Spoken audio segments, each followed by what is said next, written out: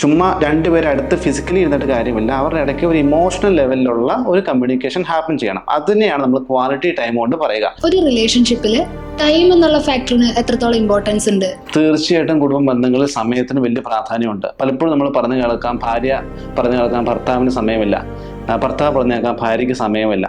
കൂടുതൽ ഇവിടെ സംഭവിക്കുന്നത് ഇവരുടെ സമയം ചിലവഴക്കുന്നുണ്ടായിരിക്കും, പക്ഷെ ഇവിടെ പ്രശ്നം വരുന്നത് ഇവരുടെ സമയം ക്വാളിറ്റി ലെവലല്ല പോകുന്നത്. ഇവരുടെ ഒരു ക്വാളിറ്റി ടൈമിലല്ലേ ഇവർ സമയം ചിലവഴിക്കുന്നത്. അതായത് രണ്ടുപേരും കൂടെ ഇരുന്നിട്ട് സംസാരിക്കാതെ ഇരുന്നിട്ട് കാര്യം ഉണ്ടാവില്ല. അവരുടെ ഇടയ്ക്ക് സംസാരം ഉണ്ടാകണം, അവർ ഒരുമിച്ച് യാത്രകൾ ചെയ്യണം, അതിനിടയ്ക്ക് അവരുടെ ഇണക്കവും പിണക്കവും ഒക്കെ അതിൻ്റെ ഇടയ്ക്ക് ഉണ്ടാവും. ചുമ്മാ രണ്ടുപേരും അടുത്ത് ഫിസിക്കലി ഇരുന്നിട്ട് കാര്യമില്ല, അവരുടെ ഇടയ്ക്ക് ഒരു ഇമോഷണൽ ലെവലിലുള്ള ഒരു കമ്മ്യൂണിക്കേഷൻ ഹാപ്പൻ ചെയ്യണം. അതിനെയാണ് നമ്മൾ ക്വാളിറ്റി ടൈം കൊണ്ട് പറയുക.